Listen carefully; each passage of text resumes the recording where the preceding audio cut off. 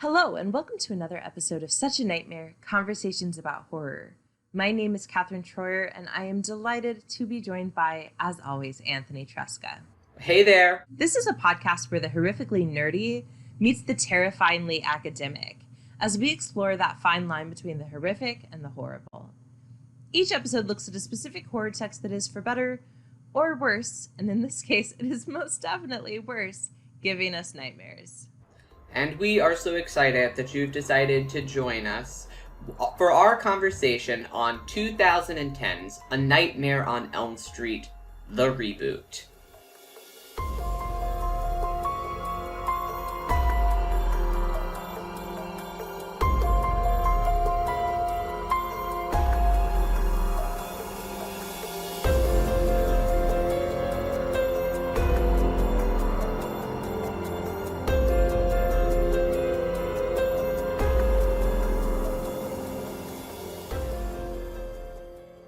So this unfortunately brings an end to a very long journey for us.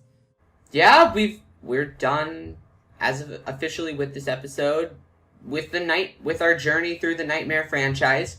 For now, there are rumors of an HBO Max series for A Nightmare on Elm Street. So when that comes out, if that comes out, I guess we'll talk about that. But this concludes the franchise as of 2021. Yeah, we started this back in March of 2021, and that's what happens when you're alternating it every other week. I find myself really sad, Anthony, to know that there's going to be potentially more nightmares, because if those nightmares are anything like this nightmare, they're not ones I'm wanting to be having. Yeah, I agree. This one certainly does not give a lot of hope for future Nightmare properties, although perhaps with the new HBO Max series, that will be the first Nightmare since the rights returned to the Craven estate, and so one might hope that maybe the family would be a little bit more picky with who gets to take up the mantle of Wes Craven and continue on the legacy of A Nightmare on Elm Street. But it could also just as easily be another cash cow like this one, where they just phone it in for maximum amount of profits. It's going to depend on whether or not they return to the core, because that's what the Chucky TV show is doing, right? Is they're like, this is camp.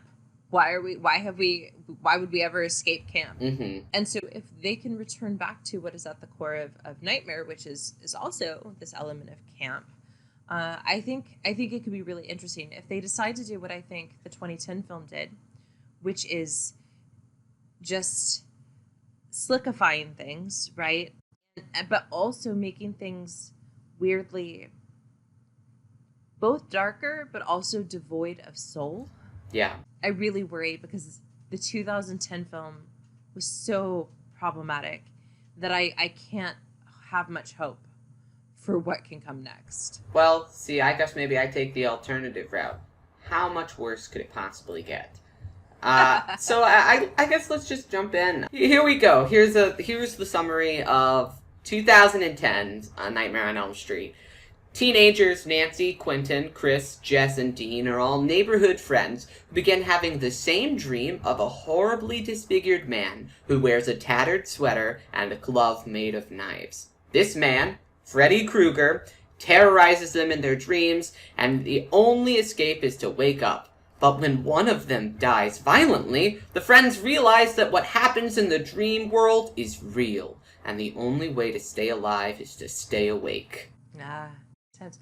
I really appreciate, I know we've only had a couple of these so far, but I like how you still managed to make them end on these cliffhangers that we're then going to completely ruin. But like, I'm really digging these plot summaries that you were providing. Yeah, I wanted to just give a little primer. So like, this film was originally intended to follow a very similar design as the other Platinum Dunes remake, the Friday the 13th remake, where the writers kind of like gathered all of the things that they thought worked from each of the various films in the franchise and then created a single story with them. But then they eventually, obviously, scrapped that for this film and decided to use Craven's original storyline for the first film, but wanted to create, as you had alluded to, and this is what the writers say directly, a scarier film. That was their sole goal. And to that end, they decided that they wanted to remove the one-line quipping Freddy, who they believed had become less scary and more comical over the year, and bring him back to his darker nature. And as such, they decided to bring back Craven's original view of Freddy, that he was a child molester rather than just a child killer, for this version to make it darker and more true to Craven's original vision. There's a lot to unpack there. I want to start with the idea of what they intended to do, which actually sounds really interesting, or more interesting, right? Taking the best elements of the various films, because I think that explains one of the feelings that I had watching this film, was that I wasn't quite sure if this was supposed to be homage or remake. There were so many ways in which it was clearly trying to establish itself as its own text. Yeah. Same time, then there would be these near shot for shot moments from the 84 film. Yeah. And it was a very weird affect. I agree.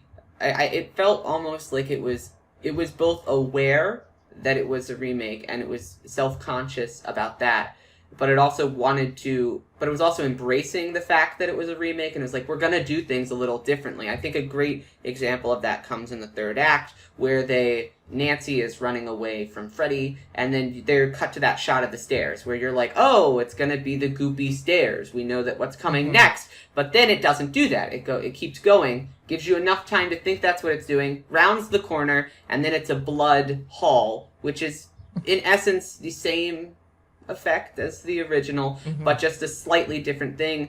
And that was one of the better usage of that. There's a lot worse ones of that, because that one is at least slightly effective, where you're like, you used our knowledge of the original franchise to subvert our expectations and then deliver us something that is basically the same thing, but in a slightly new way. So that's the best example of it. There's a lot worse examples throughout.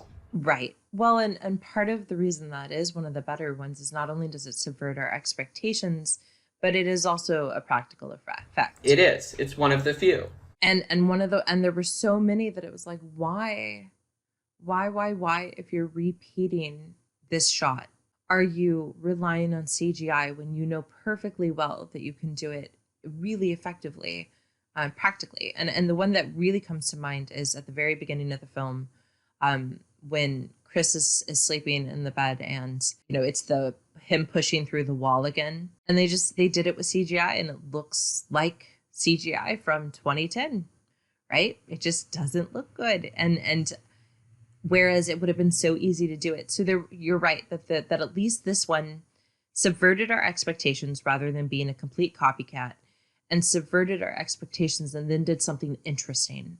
Yeah, because that's why I wanted to start with that example, because I want to give them the best possible reading of what they were attempting to do and give them a fair shake, because it is an idea for a reboot, and it's clearly its own version of the thing.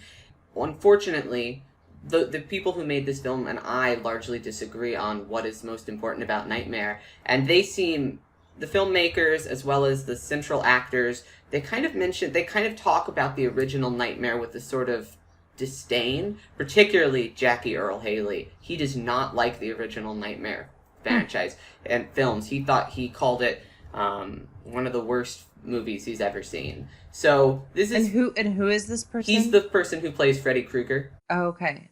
Oh. And so it's interesting that the people who are rebooting this franchise seem to be thinking that they are going to come in and correct a lot of the sins of the original, and they're like, we're going to fix all these plot holes, we're going to create a more cohesive story, we're going to be scarier, and it's going to be super rad because it'll be really realistic now. And fundamentally, I just don't think I'm interested in exploring that in a Nightmare, and that is what my largest problem is with this film. Yeah. So I find the concept of adaptations really fascinating, because there's the financial reason for why people engage in them, and that makes sense to me, right? Like, you want money, okay, gotcha. But there is at least a discussion, whether or not it's artificially constructed or not. There is a discussion in all of these remakes about the artistic decisions and about the desire to engage with this text. And I find it so fascinating that so often they're like, we want to remake it because it's been super beloved and super popular. And the reason it's been super beloved and super popular is because of X. But we think X is the problem. And so we're going to resolve X. And it's really strange because why else would I want to watch this film other than as a nostalgic sort of engagement? And I know there's a whole new generation, right? So there is that answer, right? Like you could pull in a whole new generation who never even sees the 1984 version because that was so long ago.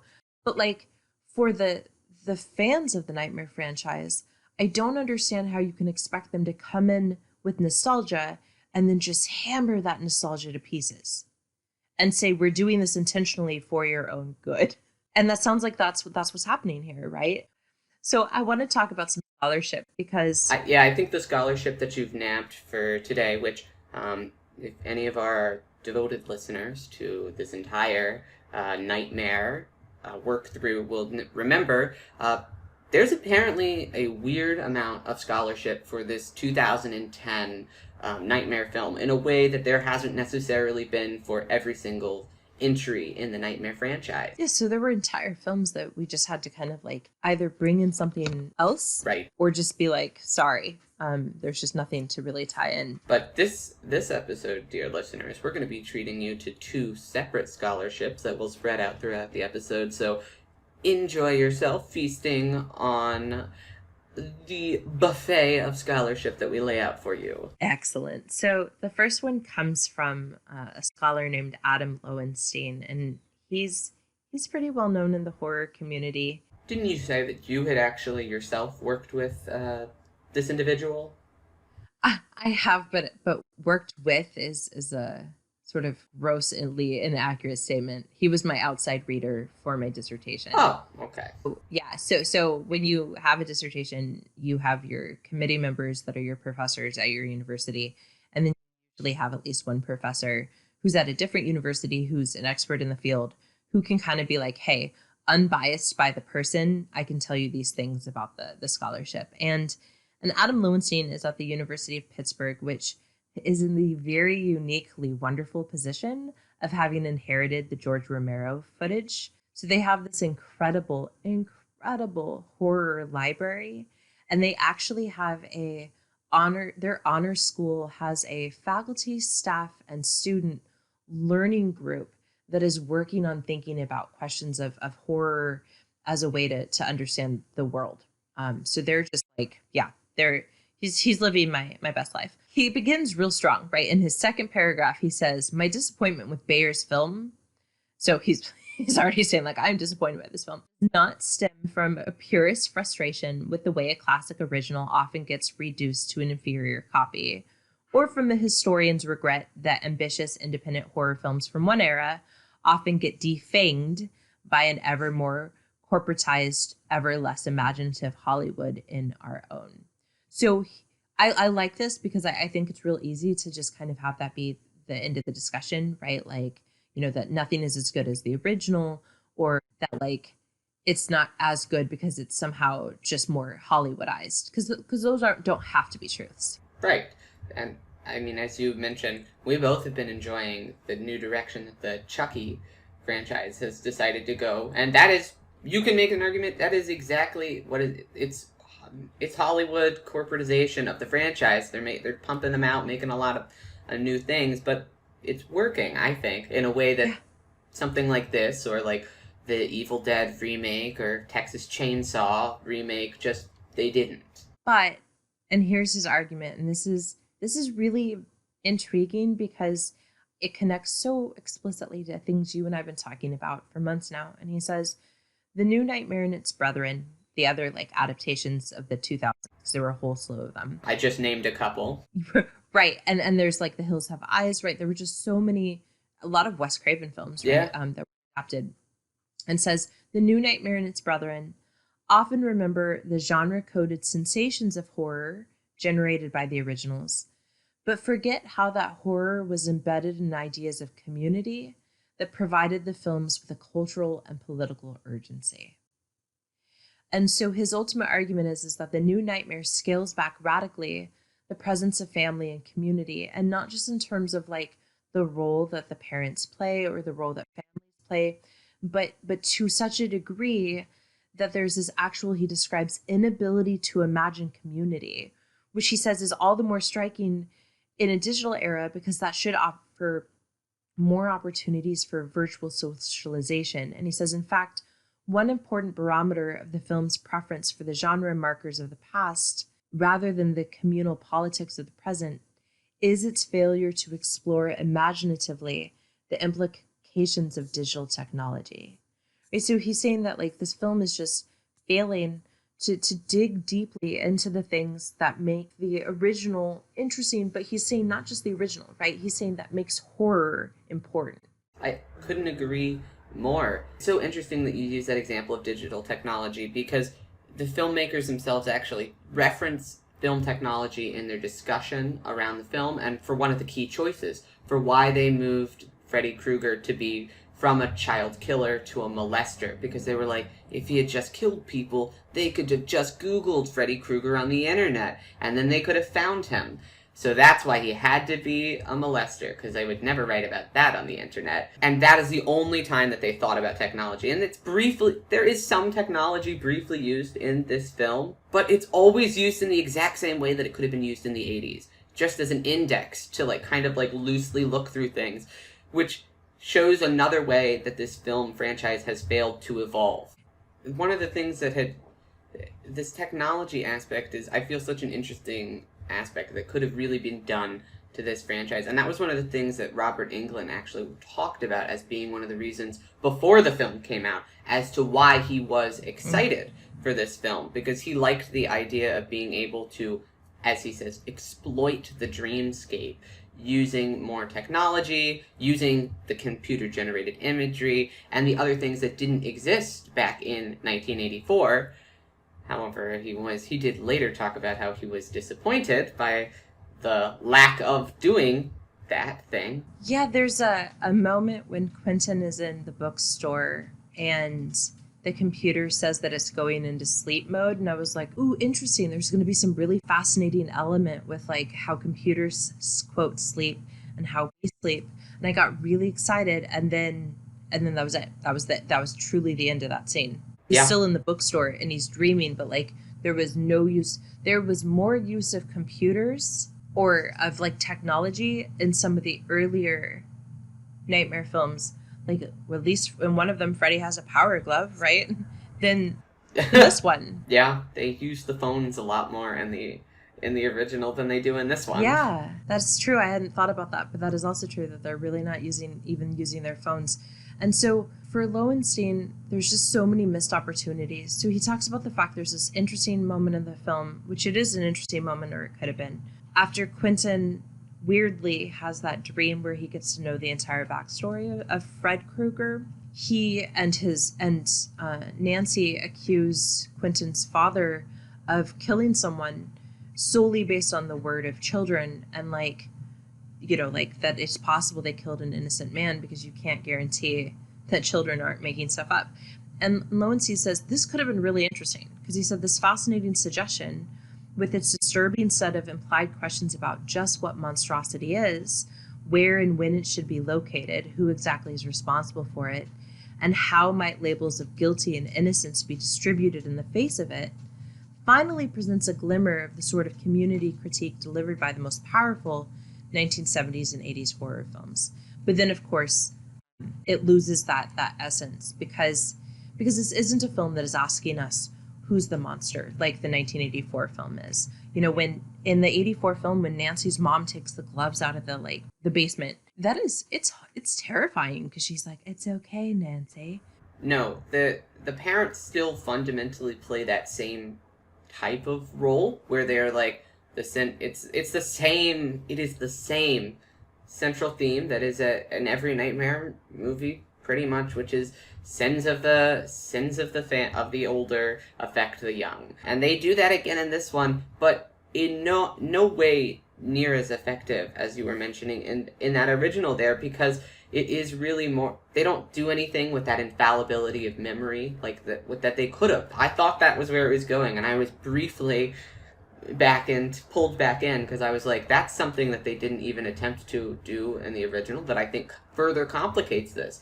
Because it's like, of course they wouldn't remember. If they didn't remember until this point, why would they be so sure of themselves? But then they immediately undermine anything that they were doing there, because he did do all of the things, and there was no, you shouldn't have questioned the memory. The parents were right. Yeah. Lowenstein says when Nancy and Quentin discover old Polaroids in Freddy's preschool lair that chronicle Nancy's molestation by Freddy, the evidence for Freddy's guilt, the children's innocence, and the parents' moral righteousness becomes incontrovertible. And so I would even push back against something you said, where you said that, there's still an element of the sins of the father. I don't think there is.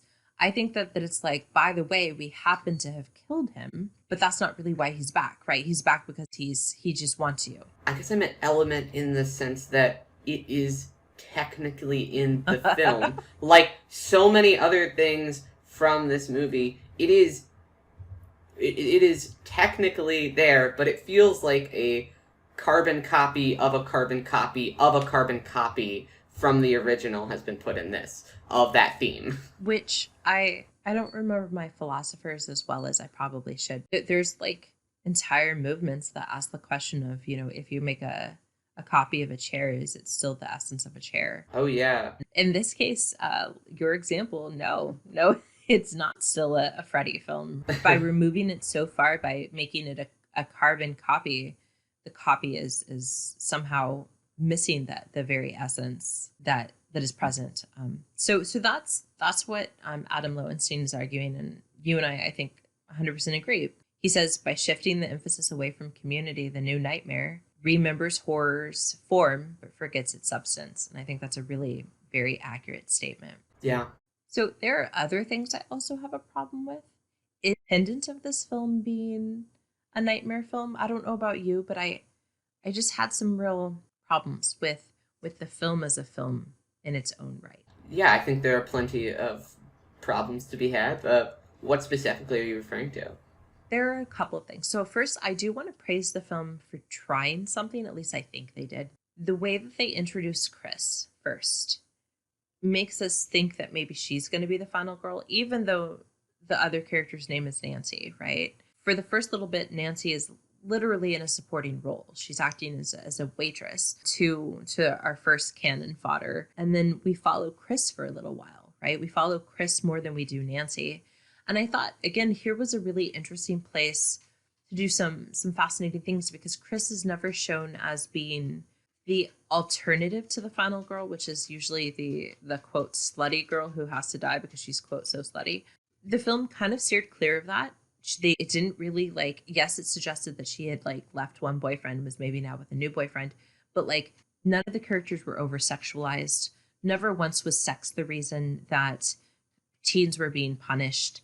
And I appreciated that. I thought that was a refreshing change from the slasher model. Yeah, and I think that was a conscious choice, because they said the producers of the film talked about how they were like, we wanted to make sure that this film wasn't about any way sex, drugs, or rock and roll, because they had already done that with the Friday the 13th remake. And they were like, that was for there, so this is something completely different. We don't want to link it back to that kind of horror. And that's funny that you mentioned the Friday the 13th, because that was the exact film I was thinking of, because that one like has like all the like drunken dancing at a party that no one else is dancing at. Check. Like it does all of that. But there were a couple of things that really bothered me. One of them was minor, but it was like indicative of a bigger narrative world building problem. And that was Nancy and Quentin find the photo, and then Nancy's mom in front of Quentin, which, like, how awkward of a conversation would that have been for him, is like, by the way, you were all molested. And it's like, and we didn't want you to know. And I just thought that was such a weird thing to like, I can't even imagine. Can you imagine going over to a friend's house and like having to sit there through this like confrontation where a parent tells your friend and you, yeah, that they've been, and you have been molested? Like, it just was such a weird scene. And I felt this was indicative of bigger structural problems. It was a weird scene that, because of this film, refused that you take everything so seriously, and their version of serious means really, everything is really in, and it's really gritty, and nobody's actually feeling their big emotions. So I was like, the stakes are high here. Why is nobody treating this with any sense of urgency? And I was like, oh, it's because you've interpreted realism as being really quiet and whispery. I hate that.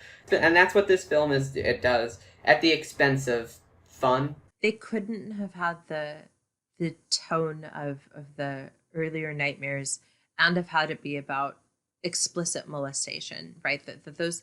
So I'm glad that they didn't try to merge those, because that would have been even creepier. Tried for the levity of Freddy, but he was also a molester. So at least they ixnayed that. But you're right. It felt whispery and it was weird. Yeah, I think it comes down to this obsession with realism, particularly in a horror franchise that's about going into dreams. Yeah. Seems misplaced. And it seems like I could even get, like, you're like, I want to ground Texas Chainsaw Massacre more in realism, I guess. Sure. Okay, whatever. You want the Friday the 13th one? Sure. I guess you can. But you want to ground the franchise that features a guy who can go into the headspace of people and in their dreams can torture them in all bizarre ways, and that's the one where you're like, no, I think what people really want is us to make this gritty and realistic. That's such a good point. And I think that's why so much of it feels weird, right? And I think it's important to talk about all that's lost by having Freddy not be played by Robert Englund. The guy who they brought in to replace him, Jackie Earle Haley, as I had mentioned, does not like the original Englund performance, actually said that he intentionally wanted to do something very different than that because he didn't like it.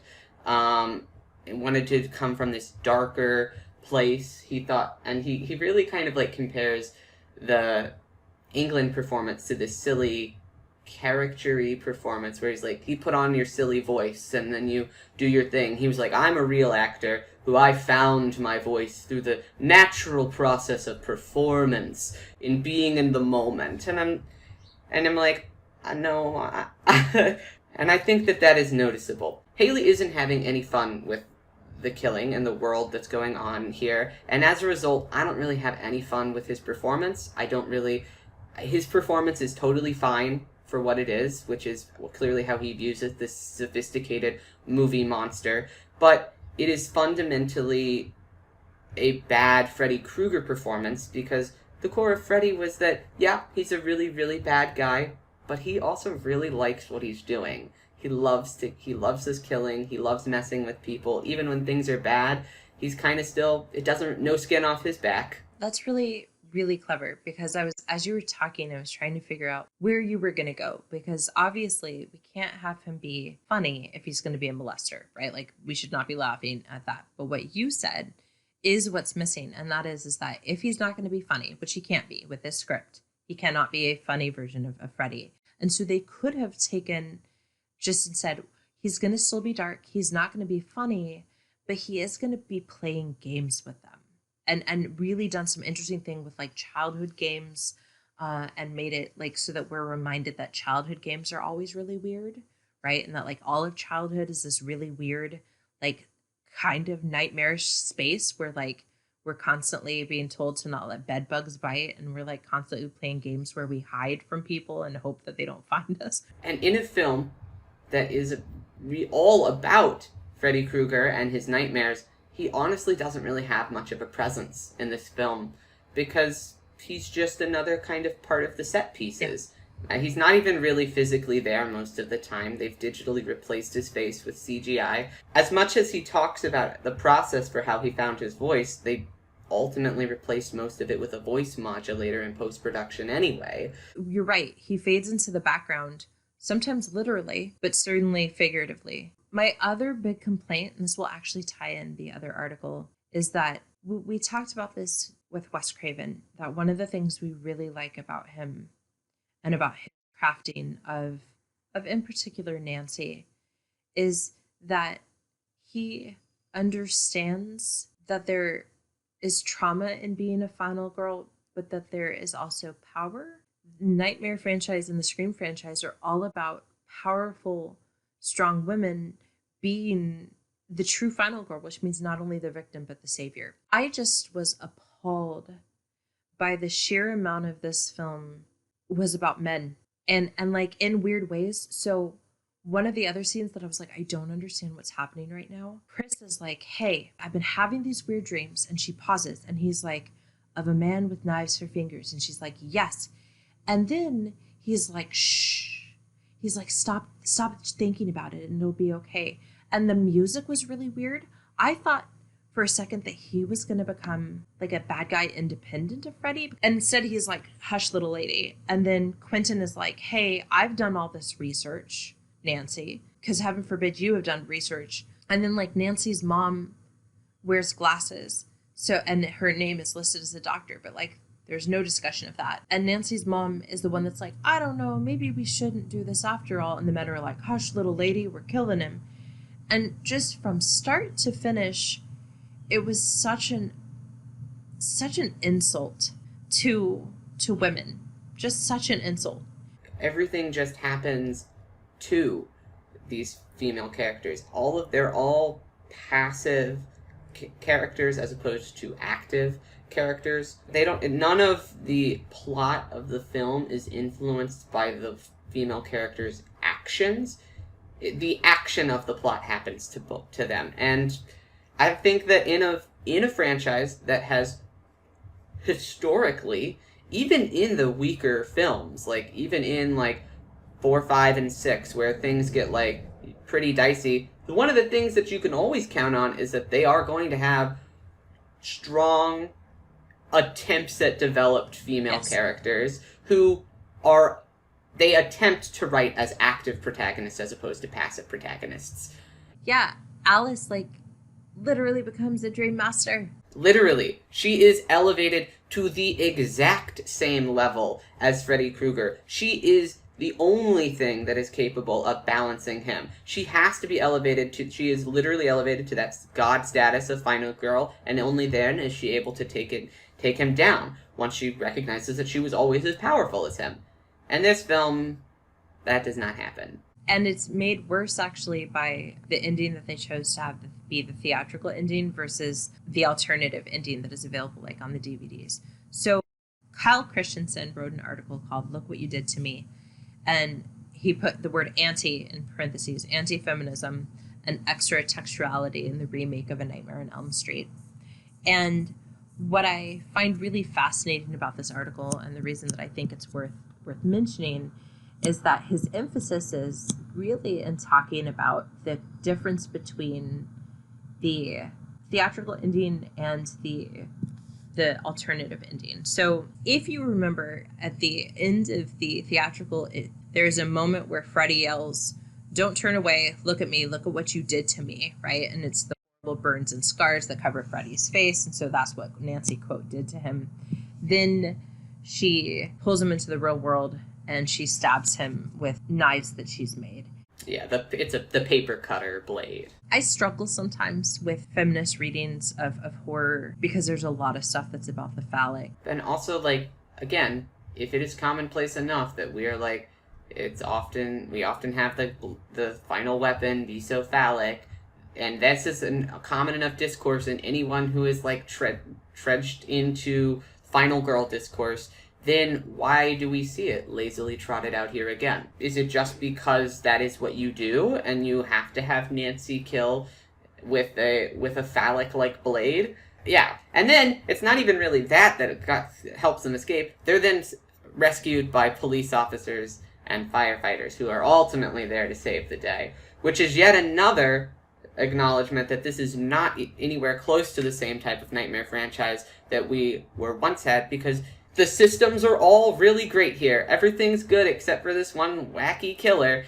Society is good. We've got our good police officers and firefighters here to save the day. I'm going to say this, and I'm going to say that I'm not entirely sure I buy into all of this, but I do buy into the idea that you can read it this way. So in the theatrical ending, we have this large bleeding gash that opens in Freddy's neck.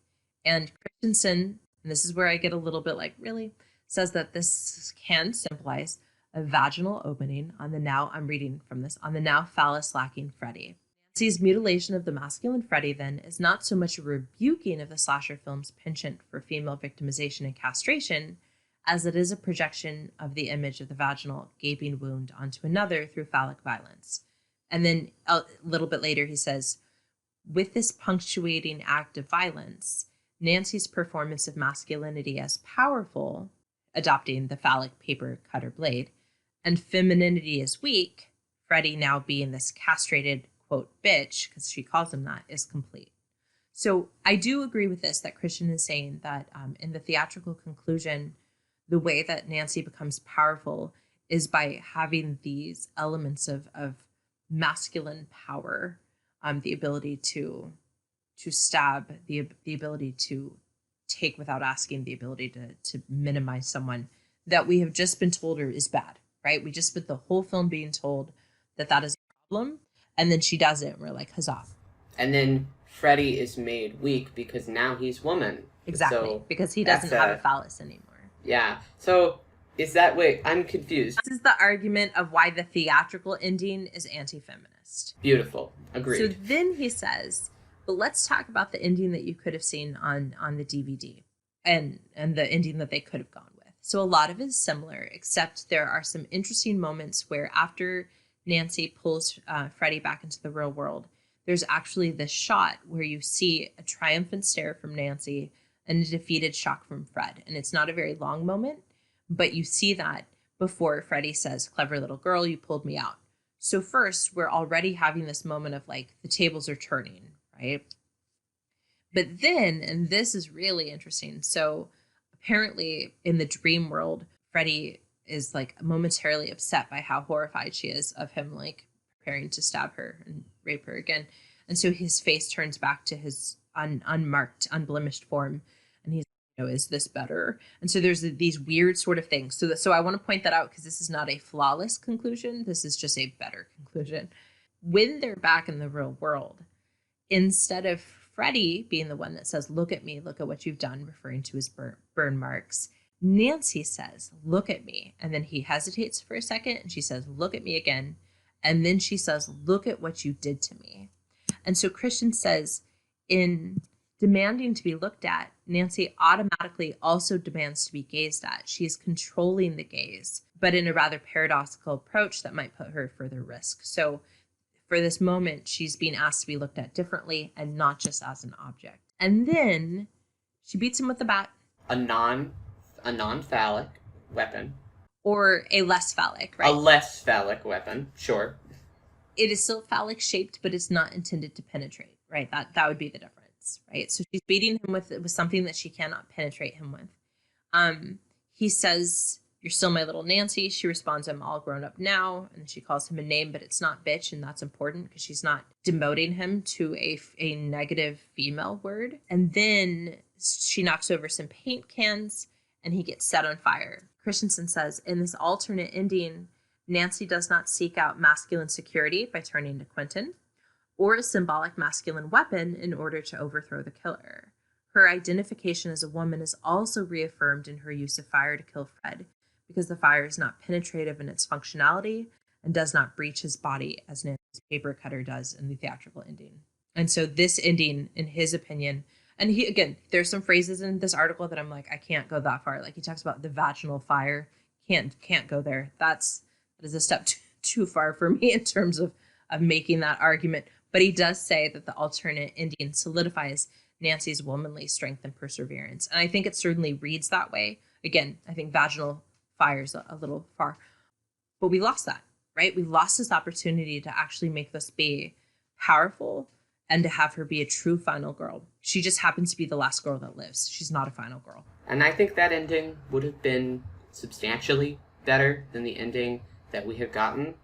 Although, I don't think it would have rectified many of the larger sins of the film. It would have just then been like, rather than have been actively sexist and embracing and misogynistic tropes of the genre, it would have been like, no. With the limited amount of choices that we are making here to change, we are going to change for the better here. But they didn't ultimately do that, and I think it's weird that they shot it and they had it included as a deleted scene, but then for the theatrical version, they were like, we've got to go with the safer, more misogynistic ending. But I think it goes back to all of them having this like fundamentally different experience with the text we did. Because Mara, who played Nancy, talked about how she felt like Nancy really starts to open up. And by the end, you see, this is a quote from her, you really see what she's made of and really becomes a strong woman. And it's like, I don't think that I saw the same Nancy that you thought you were portraying. I don't think so either. I guess I'm confused as to where that journey was. Well, she says it's because of her connection with Quentin and how she begins to learn to open up and reach out to people. But she's not reaching out to people, she's reaching out to a man. So, I don't know. I just go back to what you said at the beginning about like what they thought they were fixing. Their understanding of this text is so fundamentally different from ours. I think you're absolutely right. And as a result, I think this is a nightmare film that will only satisfy people whose chief complaints with the nightmare films were that it was perhaps too unrealistic, or it was just too much. It's just silly. I don't understand what's going on there, because you can't. I'll give them that. I could not possibly call this film silly.